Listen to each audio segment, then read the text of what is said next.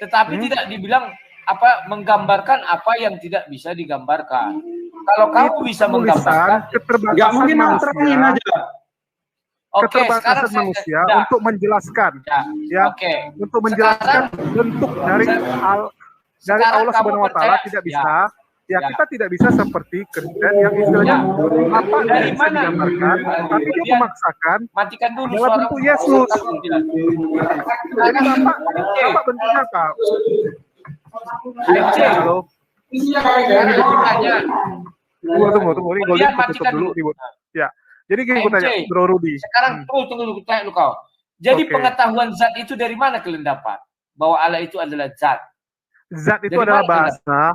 Itu kan kata yang dibentuk, kata yang dibuat untuk menunjukkan sebagai kata pengganti. Ya, sebagai kata pengganti betapa besarnya Allah Subhanahu Wa Taala. Sama seperti yang membuat manusia. Kata itu siapa? Ya manusia lah, Bang. Jadi contoh ini. Manusia. Enggak, itu kan di Al-Quran tertulis. Jadi gini, saya mengatakan kepada Bang di ayat berapa? Di ayat berapa itu tertulis? Aku juga ditanya Goldian tadi. Karena selama ini ku dengar dari orang-orang muslim bahwa Allah itu adalah zat. Zat yang demikian, ayat berapa katanya? Sekarang aku muslim mana, Bro Rudy? Aku aja MC. Muslim mana yang mengatakan Allah adalah zat? Sini muslim barusan yang mengatakan Allah adalah zat. Aku bilang itu kata yang dipakai untuk menggambarkan. Allah itu bukan zat. Enggak, itu untuk menggambarkan betapa besarnya arti. Aku sentil nih kupingnya yang bilang Allah sama kayak gini. Giginya pula. Sama seperti manusia. Sama seperti manusia saat menulis kata unlimited. Gini, Rudy. Kata unlimited itu berapa sih? Bisa nggak engkau gambarkan unlimited itu berapa? Ya. Sekarang menurutmu yang tidak bisa digambarkan itu zat. Terlalu besar. Ya, itu istilahnya adalah gelar gitu. Jadi seperti untuk menggambarkan. Yang menulis zat itu siapa? Yang memberi nama zat itu siapa? Sehingga kau bisa mendefinisikan bahwa itu adalah zat. Sesuatu yang tidak bisa didefinisikan namanya zat. Ya silakan. Apa? Siapa yang membuat zat itu? Zat itu. Manusiakah? Tuhankah? Coba.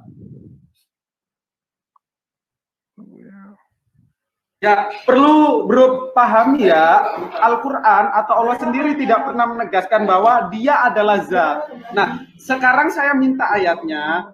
Ya, oke. Tadi sudah kita buka Yunus sama-sama. Ternyata tidak ada yang mengatakan bahwa Allah adalah zat. Saya setuju dengan Goldian. Saya setuju dengan Goldian. Bahwa Allah tidak pernah menyatakan diri dia adalah zat. Jadi siapa yang pasti mengatakan zat, Allah itu adalah zat. Siapa yang membuat kalimat zat ini? Siapa? Saya pun setiap saya baca itu buka kurung loh. Buka kurung. Muslim mana bro yang mengatakan bahwa Allah adalah zat? Muslim mana? Coba tolong buktikan dong. HMC barusan mengatakan. HMC baru mengatakan. Kamu salah tangkap. Gini. Ini kan kata yang kamu gambarkan, Ruth. Memang aku pernah dengar, saya pernah dengar kata-kata zat ini sangat sering dijadikan bahan pertanyaan gitu, sangat sering ada pertanyaan oleh orang-orang Kristen gitu kan. Dia kan mengatakan termasuk meme kece ya, meme kece termasuk mengatakan, wah kalian itu menyembah zat gitu, zat padat, zat cair, zat air. Ya MKC lah, kan M itu meme jadinya. Karena kan dia bukan Muhammad gitu kan, jadi dia punya Muhammad pun beda, Muhammadnya 1 M gitu kan. Ya, silakan. Oke. Jadi kan permasalahan itu, dimana kalau teman-teman Kristen selalu bertanya, wah kalian cuma menyembah zat cair, zat padat gitu. Padahal secara nggak langsung Bro Rudy ini tahu kalau yang zat dimaksud itu bukan zat seperti yang dibilang oleh meme kece, betul kan? Nah sekarang saya menanya sama MC, dari mana kalimat kata zat ini? Coba DZ itu dari mana? Ciptaan manusia kah atau ciptaan Allah? Dia sendiri yang memperkenalkan dirinya. Saya adalah zat. Mampus kalian. Sekarang saya sudah dapat ilmu baru lagi. Betul sekali si Goldian. Untuk kau bilang Goldian. Selama ini saya baca Al-Quran terjemahan buka kurung zat. Siapa yang mencetuskan itu zat? Apakah manusia? Apakah Tuhan yang memperkenalkan dirinya? Silakan. Waduh, jangan kayak apa namanya nenek moyang lu, bro. Nah, jadi zat di dalam Al-Quran itu memang ada, tetapi Allah sendiri tidak pernah menegaskan bahwa Allah adalah zat. Kasih ayatnya. Kata zat memang ada kalau kita cek di dalam teman. Kasih ayatnya silahkan. Loh, kok aku? Kasih. Ya kau kan kamu yang menegaskan bahwa kata zat di dalam Al-Quran ada kalau sekarang kasih, silakan. Loh, Kasih. Lucu ini Bro Rudi ini. Gimana sih? Barusan kamu bilang kata zat di dalam Al-Quran ada. Ya silakan tunjukkan. Saya tertarik dengan ucapanmu. Makanya saya tidak bisa memutuskan. Makanya saya balik bertanya kepadamu tentang itu. Pembuktian terbalik. Silakan. Kasih saya zat. Coba buka Wahyu 11 ayat 4 dalam terjemahan lama, Bro Julius. Al-Quran tidak memiliki kitab wahyu namanya. Yang ada surahnya itu 114, tidak ada di situ katakan wahyu. Oh, keliru. Enggak, gini, tolong kita konsisten pertanggungjawabkan pernyataan Bro bahwa mengatakan Allah itu adalah zat. Nah, tadi saya minta ayatnya, Bro ngasih Yunus ayat 3. Ternyata substansi secara eksplisit maupun implisit itu tidak ada. Oke, kita tunggu. Saya sudah ralat, saya katakan benar. Bahwa di dalam Al-Quran tidak ada dikatakan zat. Itu adalah mungkin, kata si AMC, ciptaan manusia. Silakan. Maka saya minta dari kalian klarifikasi.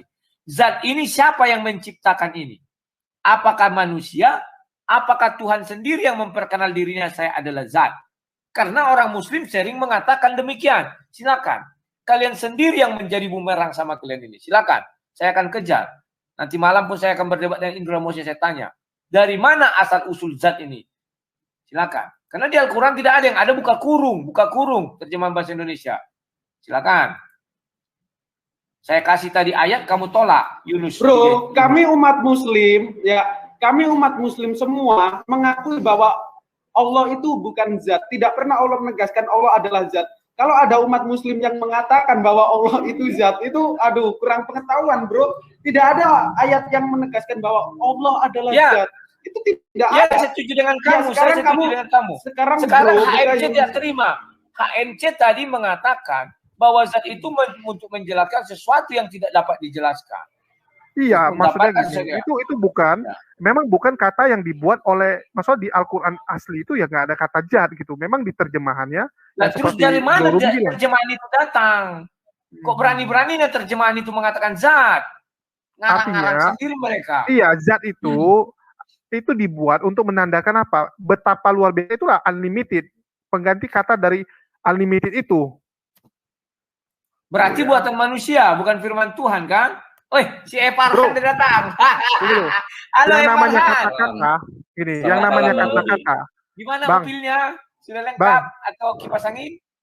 Gini. Jadi yang namanya penulisan bahasa Indonesia. Kapan kita berdebat lagi, Farhan? Halo. Boleh, silakan di-schedulein. Oke, jadi penulisan kata bahasa Indonesia itu kan ada yang buat orang manusia. Tidak mungkin tiba-tiba enggak. Sudahlah HMC enggak mampu konjal. Sekarang HMC jadwalkan dulu aku dengan si Farhan mengenai zat ini ya. Aku juga tertarik. Nanti saya tanya dia. Dari mana sumber zat itu? Kapan waktu ya? Saya kasih. Tunggu. Saya kasih analogi Bang Rudi. Saya kasih analogi aja. Sebentar. Enggak apa-apa. Sedikit aja. Saya kasih analogi biar masuk akal aja ya. Ketika kita menyebut pasir, apakah Bang Rudi bisa menghitung pasir? Bisa. Silakan dihitung, Bang. Bisa, pasir di bumi ini dihitung. Kamu tadi tidak bilang di bumi, kamu bilang menghitung pasir. Aku ambil sejemput, ku hitung bisa. Kalimat pasir itu adalah semua yang berbentuk pasir di bumi ini. Silakan dihitung. Kalau itu kau bilang nggak bisa. Tapi kalau kau bilang pasir, kan? Itulah indahnya bahasa Arab yang mengatakan bahwa Allah itu adalah zat sesuai dengan tafsiran jumhur ulama. Gimana? Artinya dia adalah essence self. Essence self itu apa adalah? Kasih ayatnya. Si Goldian tidak percaya Allah itu adalah zat. Kasih ayatnya. Katanya siapa yang membilang Allah itu adalah zat? Kata si Goldian apa?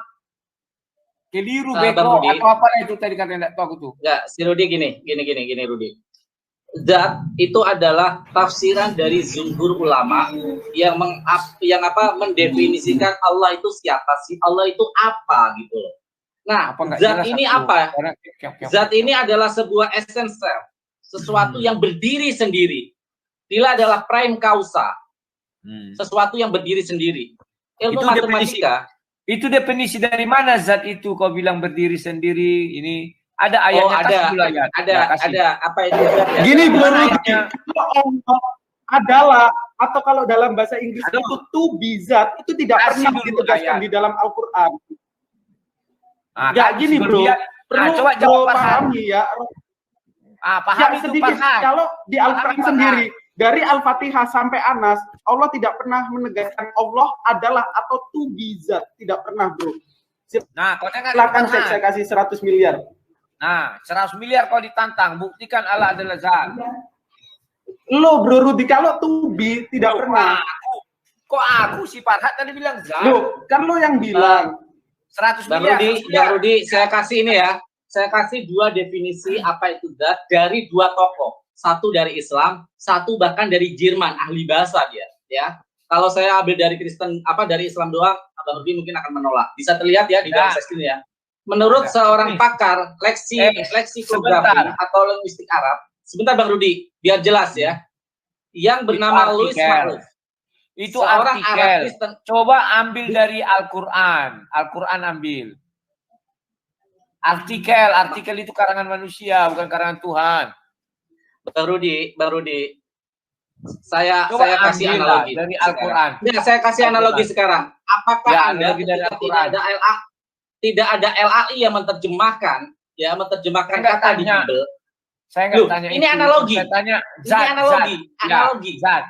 Analogi. Itu kan dari Al-Quran. Semua pemahaman kata. Karena si Goldian tidak setuju.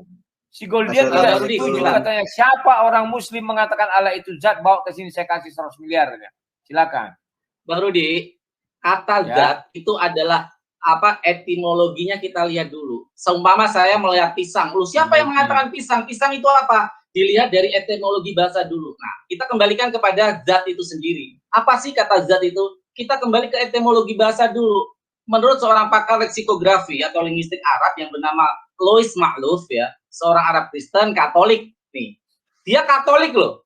Orang Arab tapi Kristen Katolik. Asal Beirut, Lebanon, dalam karyanya yang berjudul Al-Mujid Allah wal Alam. Alamat 16. Ini tulisan kafir. Loh enggak, ini biar adil, biar ini kalau data dari luar itu lebih objektif. Besok terbitan Lebanon lagi. Aku istirahat dulu, nanti aku jam 9 mau debat. Gimana? Ini sebenarnya mau menghantam Anda PR. Ya itu PR. Enggak PR dong. Boleh nggak? Itu udah terjawab. Sebentar. Boleh nggak saya dapat kesempatan jelaskan sama Rudi Yohanes? Saya izin dulu karena saya 15 menit. 2 menit aja. 2 menit aja Rudi Yohanes saya jelaskan kepada Anda. Silakan. 2 menit ya. 2 menit. Silakan. Jadi kalau kita mengadakan penelitian, kita membuat suatu batasan. Halo, bisa dengar saya? Rudi Yohanes, Bang Rudi, ya. Bang Rudi tahu kan kalau kita mengadakan penelitian, kita membuat suatu batasan. Dalam Al-Quran dikasih basic. Allah itu wujud. Itu basic yang pertama. Allah berwujud. Basic yang kedua, laisa kamisli sayun. Tadi Goldian udah katakan. Allah tidak serupa dengan apapun. Tidak ada menyerupai dia. Nah, basic ini kemudian oleh para mufasir diambil suatu kesimpulan. Kalau dia berwujud, tentu ada materinya. Ya, itu dulu. Ya, kalau dia berwujud tentu ada materinya. Tapi materinya ini tidak ada yang menyerupai. Maka tadi kata Bang HMC, zat itu diambil suatu pemahaman untuk menentukan dia itu ada materinya, tapi kita tidak tahu. Jadi itu dari mufasir, itu dari mufasir. Makanya tadi Goldian tanya, ada nggak itu di Al-Quran? Firman Tuhan. Ya, berarti pemahaman. Tapi basicnya dua, dua yang tidak boleh lepaskan bahwa Allah itu dan berwujud. Dan Goldian tadi bilang bahwa Allah tidak berwujud katanya. Wah, kalian Allah aja itu berwujud. Masuk dalam gue nggak pernah jawab. Makanya saya bilang tangannya dua. Tangannya dua. Oke, itu mungkin tadi salah. Di Al-Quran itu ada bahasa antropomorfisme. Sedikit Bang dia, aku lurusin pemahaman ini. Jadi gini, 2 menit, saya izin dulu. Sebentar. Ya, jadi waduh, sudah jelas ya, Bang Yohanes. Oke, berarti itu bukan firman Tuhan. Terima kasih, sama-sama, sampai jumpa. AMC terima kasih, Farhat terima kasih. Besok kita kalau berdebat SMS aja ke AMC, itu ada Pak Dia, mantap nih. Silakan. Oke, jadi jelas ya. Jadi bahasa itu memang buatan manusia.